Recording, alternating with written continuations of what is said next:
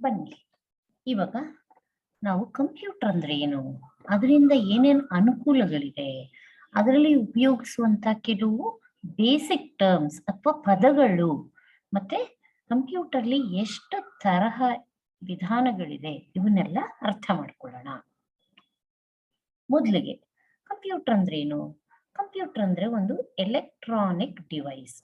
ಇದು ನಾವು ಕೊಡುವಂತ ಇನ್ಫಾರ್ಮೇಶನ್ ಅಥವಾ ಡೇಟಾ ಮೇಲೆ ವರ್ಕ್ ಆಗುತ್ತೆ. ಡೇಟಾ ಅಂದ್ರೆ ಏನು? ನಾವು ಒಂದು ಫಾರ್ಮ್ ಫಿಲ್ಅಪ್ ಮಾಡಕ್ಕೆ ನಮ್ಮ ಹೆಸರು ಕೊಡೋದಿರ್ಬೋದು, ಅಥವಾ ಯಾವ್ದಾದ್ರು ವಾಯ್ಸ್ ಅಲ್ಲಿ ನಾವು ಏನಾದ್ರೂ ಒಂದು ಇನ್ಫಾರ್ಮೇಶನ್ ಕೊಡೋದಿರ್ಬೋದು, ಇವೆಲ್ಲ ಡೇಟಾ ಅಂತ ಹೇಳ್ತೀವಿ. ಇದಕ್ಕೆ ಕಂಪ್ಯೂಟರ್ಗೆ ಈ ಡೇಟಾನೆಲ್ಲ ಸ್ಟೋರ್ ಮಾಡುವಂತಹ ಕೆಪಾಸಿಟಿ ಇದೆ. ಇದನ್ನೆಲ್ಲ ಒಂದು ಕಡೆ ಸಂಗ್ರಹ ಮಾಡಿ ಇಡುತ್ತೆ. ನಮಗೆ ಬೇಕಾದಾಗ ಅದು ರಿಟ್ರೀವ್ ಮಾಡುತ್ತೆ ಅಥವಾ ನಮ್ಗೆ ತೆಕ್ಕೊಡುತ್ತೆ. ಈ ಡೇಟಾನ ಪ್ರಾಸೆಸ್ ಮಾಡುತ್ತೆ. ಅದು ಈ ನಮಗೆ ಏನಾದ್ರೂ ಕ್ಯಾಲ್ಕುಲೇಷನ್ ಮಾಡಬೇಕು ಅಥವಾ ನಮ್ಗೆ ಪ್ರಿಂಟ್ ಮಾಡಬೇಕು, ಇಂಥ ಎಲ್ಲ ಪ್ರಾಸೆಸ್ಗಳನ್ನ ಮಾಡುತ್ತೆ ಕಂಪ್ಯೂಟರ್. ಇವಾಗ ನಾವು ಯಾವುದೋ ಒಂದು ಫಾರ್ಮ್ ನ ಫಿಲ್ ಮಾಡ್ತೀವಿ, ಅದನ್ನೆಲ್ಲ ಇಡ್ಬೋದು, ಇಮೇಲ್ಗಳನ್ನ ಕಳಿಸ್ಬೋದು, ಆಟಗಳನ್ನ ಆಡ್ಬೋದು, ಮತ್ತೆ ನಾವು ವೆಬ್ ಅಲ್ಲಿ ಏನಾದ್ರು ಬ್ರೌಸ್ ಮಾಡಬೇಕು ಅಂದ್ರೆ ಇದಕ್ಕೆಲ್ಲ ಉಪಯೋಗಕ್ಕೆ ನಾವು ಕಂಪ್ಯೂಟರ್ನ ಉಪಯೋಗಿಸ್ತೀವಿ. ಕಂಪ್ಯೂಟರ್ ಇಂದ ಆಗುವಂತಹ ಉಪಯುಕ್ತತೆಗಳು ಯಾವ್ದ್ಯಾವ್ದು? ಸೊ ನಾವು ದಿನಾ ಕಂಪ್ಯೂಟರ್ನ ಉಪಯೋಗಿಸ್ತೀವಿ. ಯಾಕೆ ಅಂದ್ರೆ ಕಂಪ್ಯೂಟರ್ ಅಲ್ಲಿ ಇಂಥ ಕೆಲಸಗಳು ಬಹಳ ಸುಲಭವಾಗುತ್ತೆ, ಫಾಸ್ಟ್ ಆಗುತ್ತೆ, ಮತ್ತೆ ನಾವು ಮನುಷ್ಯರು ಮಾಡೋದಕ್ಕಿಂತ ಉತ್ತಮವಾಗಿ ಬೆಟರ್ ಆಗಿ ನಮ್ಗೆ ರಿಸಲ್ಟ್ಗಳು ಸಿಗುತ್ತೆ. ಮತ್ತೆ ಇದರಲ್ಲಿ ಸಿಗುವಂತಹ ಔಟ್ಪುಟ್ ಅಥವಾ ರಿಸಲ್ಟ್ ತುಂಬಾ ಆಕ್ಯುರೇಟ್ ಆಗಿರುತ್ತೆ. ಇವೆಲ್ಲ ಕಾರಣಗಳಿಂದ ನಾವು ಕಂಪ್ಯೂಟರ್ನ ಉಪಯೋಗಿಸ್ತೀವಿ. ಮತ್ತೆ ಇನ್ನೊಂದು ಆಗ್ಲೇ ಹೇಳಿದಂಗೆ ತುಂಬಾ ಇನ್ಫಾರ್ಮೇಶನ್ ನ ಸ್ಟೋರ್ ಮಾಡಕ್ಕೆ ಇದು ಒಂದು ಜಾಗ. ಈಗ ನಾವು ಮೊದಲು ಆಫೀಸ್ಗಳಿಗೆ ಹೋದ್ರೆ ಬಹಳಷ್ಟು ಫೈಲ್ಗಳ ರಾಶಿಗಳನ್ನ ನೋಡ್ತಾ ಇದ್ವಿ. ಈ ತರ ಫೈಲ್ಗಳ ರಾಶಿಗಳನ್ನ ನಾವು ಒಂದು ಕಂಪ್ಯೂಟರ್ ಅಲ್ಲಿ ಸ್ಟೋರ್ ಮಾಡ್ಬೋದು. ಇದರಿಂದ ಪೇಪರು ಸೇವ್ ಆಗುತ್ತೆ. ಮತ್ತೆ ಇಲ್ಲಿ ಏನಾದ್ರೂ ಹುಡುಕ್ಬೇಕು, ಯಾವುದೋ ಒಂದು ವರ್ಷದ್ದು ನಮ್ಗೆ ಫೈಲ್ ಬೇಕು ಅಂದ್ರೆ ನಾವು ಎಷ್ಟು ಹುಡುಕ್ಬೇಕಿತ್ತು, ಎಷ್ಟು ಟೈಮ್ ಹೋಗೋದು, ಇವೆಲ್ಲ ನಾವು ಕಂಪ್ಯೂಟರ್ ಅಲ್ಲಿ ಸ್ಟೋರ್ ಮಾಡೋದ್ರಿಂದ ಜಾಗನೂ ಉಳಿಯುತ್ತೆ, ಟೈಮು ಉಳಿಯುತ್ತೆ, ಬೇಗ ನಮಗೆ ಬೇಕಾಗಿರುವಂತ ಇನ್ಫಾರ್ಮೇಶನ್ ನ ಹುಡುಕಿ ಕೊಡುತ್ತೆ. ಈ ಕಂಪ್ಯೂಟರ್ ಬರೇ ತನ್ನಲ್ಲಿರೋ ಸ್ಟೋರೇಜ್ ಒಂದೇ ಅಲ್ಲ, ನಾವು ಇಂಟರ್ನೆಟ್ ಮುಖಾಂತರ ನಾವು ಪ್ರಪಂಚದಲ್ಲಿ ಇರುವಂತಹ ಬೇರೆ ಕಂಪ್ಯೂಟರ್ಗಳ ಜೊತೆನು ಕನೆಕ್ಟ್ ಆಗಿ ನಾವು ಇನ್ಫಾರ್ಮೇಶನ್ ನ ಕಲೆಕ್ಟ್ ಮಾಡ್ಕೋಬಹುದು. ಸೊ ಇವೆಲ್ಲ ಕಂಪ್ಯೂಟರಿನ ಉಪಯುಕ್ತತೆಗಳು ಅಥವಾ ಬೆನಿಫಿಟ್ಸ್ಗಳು. ಈಗ ಕಂಪ್ಯೂಟರ್ ಉಪಯೋಗಿಸುವಂತ ಕೆಲವು ಬೇಸಿಕ್ ಟರ್ಮ್ಸ್ ಅಥವಾ ಪದಗಳನ್ನ ನಾವು ಅರ್ಥ ಮಾಡ್ಕೊಳ್ಳೋಣ. Input, output, processing, storage, hardware, software. So ಇವನ್ನೆಲ್ಲ ನಾವು ತುಂಬಾ ಕಾಮನ್ ಆಗಿ ಬಳಸ್ತೀವಿ. ಮೊದಲಿಗೆ ಇನ್ಪುಟ್ ಅಂದ್ರೆ ಏನು? ಯಾವುದೇ ಒಂದು ಇನ್ಫಾರ್ಮೇಶನ್ ಅಥವಾ ಡೇಟಾನ ನಾವು ಕಂಪ್ಯೂಟರ್ಗೆ ಕೊಡ್ತೀವಿ, ಅಂತಹ ಇನ್ಫಾರ್ಮೇಶನ್ ನಾವು ಇನ್ಪುಟ್ ಅಂತ ಹೇಳ್ತೀವಿ. ಇನ್ಪುಟ್ ಅನ್ನ ನಾವು ಕೆಲವೊಂದು ಡಿವೈಸಸ್ ಇಂದ ಕಳಿಸ್ತೀವಿ. ಈಗ ಏನಾದ್ರೂ ಒಂದು ಟೈಪ್ ಮಾಡ್ಬೇಕಾದ್ರೆ ನಾವು ಕೀಬೋರ್ಡ್ ಅನ್ನ ಉಪಯೋಗಿಸ್ತೀವಿ. ಈ ಕೀಬೋರ್ಡ್ ಅನ್ನ ನಾವು ಡಿವೈಸ್ ಅಂತ ಕರಿತೀವಿ, ಇನ್ಪುಟ್ ಡಿವೈಸ್ ಅಂತ. ಸೊ ಇನ್ಪುಟ್ ನ ಕೊಡಕ್ಕೆ ಉಪಯೋಗಿಸುವಂತಹ ಡಿವೈಸ್ ನ ನಾವು ಇನ್ಪುಟ್ ಡಿವೈಸ್ ಅಂತೀವಿ. ಮೌಸ್ ಇರ್ಬೋದು, ಹಾಗೆ ಟಚ್ ಪ್ಯಾಡ್, ಫೋನ್ ಅಲ್ಲಿ ಟಚ್ ಪ್ಯಾಡ್ಗಳಿದೆ, ಮೈಕ್ರೋಫೋನು ನಾವು ಮಾತಾಡೋದಕ್ಕೆ ಉಪಯೋಗಿಸುವಂತ ಮೈಕ್ರೋಫೋನು, ಸ್ಕ್ಯಾನರ್ ಡಾಕ್ಯುಮೆಂಟ್ಸ್ ನ ಸ್ಕ್ಯಾನ್ ಮಾಡಿ ಹಾಕ್ತೀವಿ, switch, touch screen, track pad, ಇವೆಲ್ಲ ಇನ್ಪುಟ್ ಡಿವೈಸಸ್ ಆಗುತ್ತೆ. ಸೊ ಇವಾಗ ನಾವು ಒಂದು ದೈನಂದಿನ ಒಂದು ಎಕ್ಸಾಂಪಲ್ ನ ಕಂಪೇರ್ ಮಾಡಿದ್ರೆ, ಒಂದು ಜ್ಯೂಸ್ ಮಾಡ್ಬೇಕಾದ್ರೆ ಜ್ಯೂಸರ್ಗೆ ನಾವು ಹಣ್ಣನ್ನು ಹಾಕ್ತಿವಿ, ಸಕ್ಕರೆನ ಹಾಕ್ತಿವಿ, ನೀರನ್ನು ಹಾಕ್ತಿವಿ. ಇವು ಮೂರು ವಸ್ತುಗಳು ನಮಗೆ ಇನ್ಪುಟ್ ಆಗುತ್ತೆ. ಹಾಗೇನೆ ನಾವು ಹಣ್ಣನ್ನ ಹಾಕಕ್ಕೆ ಉಪಯೋಗಿಸುವಂತ ನಮ್ಮ ಕೈ, ಸಕ್ಕರೆ ಹಾಕಕ್ಕೆ ಉಪಯೋಗಿಸುವಂತ ಚಮಚ, ನೀರ್ ಹಾಕಕ್ಕೆ ಉಪಯೋಗಿಸುವಂತ ಲೋಟ ಅಥವಾ ಬಾಟ್ಲು, ಇವೆಲ್ಲ ಇನ್ಪುಟ್ ಡಿವೈಸ್ ಆಗುತ್ತೆ. ಸೊ ಹೀಗೇನೆ ನಾವು ಕಂಪ್ಯೂಟರ್ ವರ್ಲ್ಡ್ಗೆ ಕಂಪೇರ್ ಮಾಡಿದ್ರೆ ನಾವು ಯಾವುದೇ ಒಂದು ರಿಸಲ್ಟ್ ಅಂತನ್ನ ತಗೊಳಕ್ಕೆ ನಾವು ಕೊಡುವಂತಹ ಡೇಟಾನ ಇನ್ಪುಟ್ ಅಂತೀವಿ, ಆ ಕೊಡಕ್ಕೆ ಉಪಯೋಗಿಸುವಂತ ಡಿವೈಸ್ ನ ಇನ್ಪುಟ್ ಡಿವೈಸ್ ಅಂತ ಹೇಳ್ತೀವಿ. ಔಟ್ಪುಟ್ ಅಂದ್ರೆ ಏನು? ಔಟ್ಪುಟ್ ಅಂದ್ರೆ ನಾವು ಏನೇ ಒಂದು ವಸ್ತುನ ಕೊಟ್ಟಾಗ ಬರುವಂತಹ ರಿಸಲ್ಟ್. ಸೊ ಇವಾಗ ನಾವು ಒಂದು ಫಾರ್ಮ್ ಫಿಲ್ ಮಾಡ್ಬೇಕಾದ್ರೆ ನಾವು ಇನ್ಪುಟ್ ಏನೋ ನಾವು ಟೈಪ್ ಮಾಡುವಂತಹ ಪದಗಳು. ಸೊ ಲೆಟರ್ಗಳನ್ನ ಟೈಪ್ ಮಾಡಿದಾಗ ನಮಗೆ ಅದು ಸ್ಕ್ರೀನ್ ಮೇಲೆ ನಮ್ಮ ಮಾನಿಟರ್ ಮೇಲೆ ಕಾಣುತ್ತೆ. ಸೊ ಆ ಕಾಣಿಸುವಂತಹ ಮಾನಿಟರ್ ಮೇಲೆ ಕಾಣುವಂತಹ ಪದಗಳು ಔಟ್ಪುಟ್.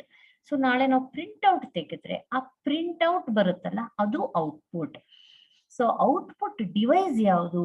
ನಮಗೆ ಕಾಣಿಸಕ್ಕೆ ಹೆಲ್ಪ್ ಮಾಡುವಂತಹ ಮಾನಿಟರ್ ಇರ್ಬೋದು, ಪ್ರಿಂಟ್ ಔಟ್ ಕೊಡಕ್ಕೆ ಹೆಲ್ಪ್ ಮಾಡುವಂತಹ ಪ್ರಿಂಟರ್ ಇರ್ಬೋದು. ಇವೆಲ್ಲ ಔಟ್ಪುಟ್ ಡಿವೈಸಸ್. ಸೊ ಔಟ್ಪುಟ್ ಏನೋ ನಮಗೆ ಸಿಗುವಂತಹ ರಿಸಲ್ಟು, ಮತ್ತೆ ಔಟ್ಪುಟ್ ಡಿವೈಸ್ ಅಂದ್ರೆ ನಮಗೆ ರಿಸಲ್ಟ್ ನ ಕೊಡಕ್ಕೆ ಹೆಲ್ಪ್ ಆಗುವಂತಹ ಡಿವೈಸ್ಗಳು. ಪ್ರಿಂಟರು, ಮಾನಿಟ್ರು, ಸ್ಪೀಕರು, ನಮ್ಗೆ ವಾಯ್ಸ್ ಕೇಳಿಸಕ್ಕೆ ಹೆಲ್ಪ್ ಆಗುವಂತಹ ಸ್ಪೀಕರು, ಇವೆಲ್ಲ ಔಟ್ಪುಟ್ ಡಿವೈಸಸ್. ನಮ್ ಜ್ಯೂಸರ್ ಎಕ್ಸಾಂಪಲ್ ತಗೊಂಡ್ರೆ ಹಣ್ಣು, ನೀರು, ಸಕ್ಕರೆ ಹಾಕಿದಾಗ ನಮಗೆ ಜ್ಯೂಸ್ ಬರುತ್ತೆ. ಈ ರೀತಿಯಾಗಿ ಬರುವಂತಹ ಜ್ಯೂಸ್ ಏನಿದೆ ಔಟ್ಪುಟ್ ಆಗುತ್ತೆ. ಜ್ಯೂಸ್ ಬರುತ್ತಲ್ಲ, ಈ ನಾಸಲ್ ಅಥವಾ ಈ ಕೊಳವೆ, ಇದು ಬಂದು ಔಟ್ಪುಟ್ ಡಿವೈಸ್ ಆಗುತ್ತೆ. ನೆಕ್ಸ್ಟ್ ಕಂಪ್ಯೂಟರ್ ಪ್ರಾಸೆಸಿಂಗ್ ಅಥವಾ ಶಾರ್ಟ್ ಆಗಿ ಪ್ರಾಸೆಸಿಂಗ್ ಅಂತ ಹೇಳ್ತೀವಿ. Computer processing is an action or series of actions that a microprocessor, also known as a central processing unit in a computer, performs when it receives information. So processing ಅಂದ್ರೆ ಏನು? Computer ಒಂದು micro processor ಅಥವಾ central processing unit ಅಂತ ಇರುತ್ತೆ. ಈ ಚಿತ್ರದಲ್ಲಿರೋ ಹಾಗೆ ಇರುತ್ತೆ. So ಇದೇನ್ ಮಾಡುತ್ತೆ? ನಾವು ಟೈಪ್ ಮಾಡಿರುವಂತ ಅಕ್ಷರಗಳನ್ನ ಪ್ರಾಸೆಸ್ ಮಾಡುತ್ತೆ, ಅದ್ರ ಮೇಲೆ ಆಕ್ಷನ್ ಮಾಡುತ್ತೆ. ಮಾಡಿದ್ಮೇಲೆ ನಮಗೆ ಔಟ್ಪುಟ್ ಬರುತ್ತೆ.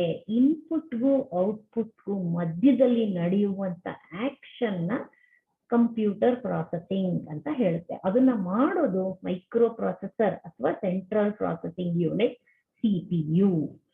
Example, when you type on keyboard, computer processes it into readable words that are displayed on screen.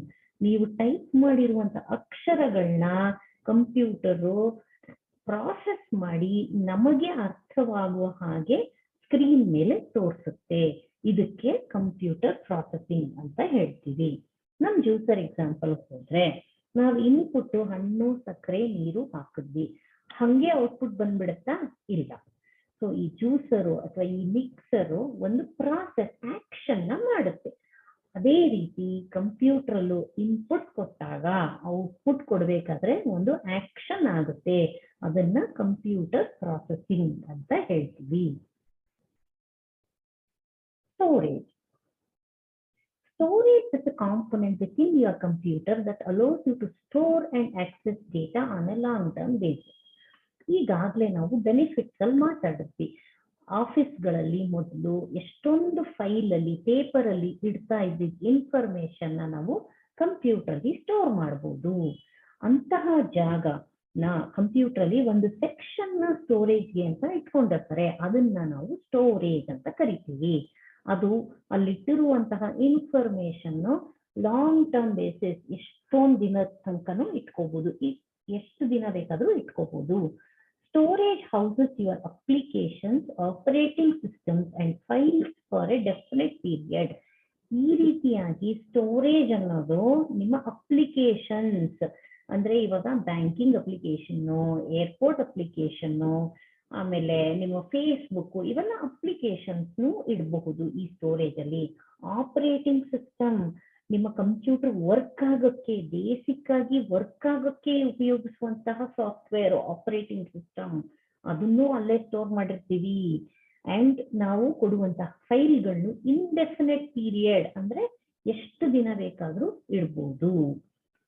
We don't need to search for files as they are neatly kept in storage. ನಾವು ಇದರಲ್ಲಿ ಹುಡುಕಾಡುವಷ್ಟಿಲ್ಲ.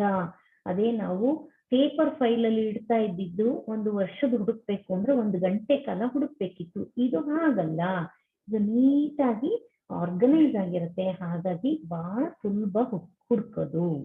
ಹೀಗೆ ನಾವು storage ಡಿವೈಸ್ಗಳು ಬಹಳಷ್ಟನ್ನ ಉಪಯೋಗಿಸ್ತೀವಿ. ಇವೆಲ್ಲ external storage ಅಂತಾನು ಕರಿತೀವಿ. ಅಂದ್ರೆ ನಾವು ಮೇಲಿಂದ ಅಥವಾ ಅಡಿಷನಲ್ ಆಗಿ ಹಾಕುವಂಥದ್ದು. ಹಾರ್ಡ್ ಡಿಸ್ಕ್ ಇರ್ಬೋದು, ರಾಮ್ ಇಂಟರ್ನಲ್, CD DVD ಡ್ರೈವ್ಗಳು, floppy, memory card, pen drive, tape, ಇವೆಲ್ಲ ಸ್ಟೋರೇಜ್ ಡಿವೈಸ್ಗಳು.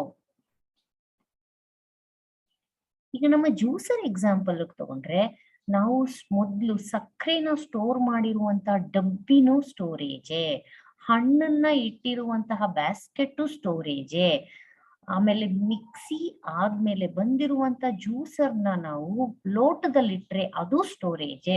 ಸೊ ಇವೆಲ್ಲ ಸ್ಟೋರೇಜಿನ ಎಕ್ಸಾಂಪಲ್. ಈಗ ಹಾರ್ಡ್ವೇರ್ ಅಂದ್ರೆ ಏನು? ಹಾರ್ಡ್ವೇರ್ ಅಂದ್ರೆ ನಮಗೆ ಕಣ್ಣಿಗೆ ಕಾಣುವಂತಹ ಎಲ್ಲಾ ಕಂಪ್ಯೂಟರಿನ ವಸ್ತುಗಳು. ಅದನ್ನ ಫಿಸಿಕಲ್ ಕಾಂಪೋನೆಂಟ್ ಅಂತೀವಿ. ಫಿಸಿಕಲ್ ಕಾಂಪೋನೆಂಟ್ ಅಂದ್ರೆ ಇನ್ನೇನು ಇಲ್ಲ, ಕಣ್ಣಿಗೆ ಕಾಣಿಸುತ್ತೆ, ನಾವು ಮುಟ್ಟಿ ನೋಡುವಂಥದ್ದು. ಸೊ ಇವಾಗ ಕಂಪ್ಯೂಟರ್ ಅಂದಿದ ತಕ್ಷಣ ನಮ್ಗೆ ಒಂದು ಮಾನಿಟರ್ ಇರ್ಬೋದು, ಕೀಬೋರ್ಡ್ ಇರ್ಬೋದು, ಮೌಸ್ ಇರ್ಬೋದು, ಆಮೇಲೆ ಮದರ್ ಬೋರ್ಡ್ ಇರ್ಬೋದು, CPU ಸೆಂಟ್ರಲ್ ಪ್ರೊಸೆಸಿಂಗ್ ಯೂನಿಟ್, ಮತ್ತೆ ಅದ್ರೊಳಗೆ ವೆಂಟಿಲೇಷನ್ ಫ್ಯಾನ್ಗಳಿರುತ್ತೆ, ವೆಬ್ ಕ್ಯಾಮ್ರಾ, ಪವರ್ ಸಪ್ಲೈ, ಇವೆಲ್ಲಾನು ಹಾರ್ಡ್ವೇರ್ ಆಗುತ್ತೆ. ಸೊ ನಮ್ಮ ಜ್ಯೂಸರ್ ಎಕ್ಸಾಂಪಲ್ ತಗೊಂಡ್ರೆ, ನಾವು ಸಕ್ಕರೆ ಹಾಕಿದ ಸ್ಪೂನು, ನೀರ್ ಹಾಕಿದ್ದು ಲೋಟ ಅಥವಾ ಇವೆಲ್ಲಾನು ಮಿಕ್ಸಿ, ಆ ಮಿಕ್ಸಿ ಅಥವಾ ಜ್ಯೂಸರೇ ಒಂದು ಹಾರ್ಡ್ವೇರ್. ಇವೆಲ್ಲ ನಮ್ಗೆ ಹಾರ್ಡ್ವೇರಿನ ಎಕ್ಸಾಂಪಲ್ ಆಗ್ತಾ ಹೋಗುತ್ತೆ. ಸಾಫ್ಟ್ವೇರ್. ಸಾಫ್ಟ್ವೇರ್ ಅಂದ್ರೆ ಏನು? ಕಂಪ್ಯೂಟರ್ಗಳು ಇಲ್ಲಿ ತುಂಬಾ ಡಿವೈಸಸ್ಗಳಿದೆ.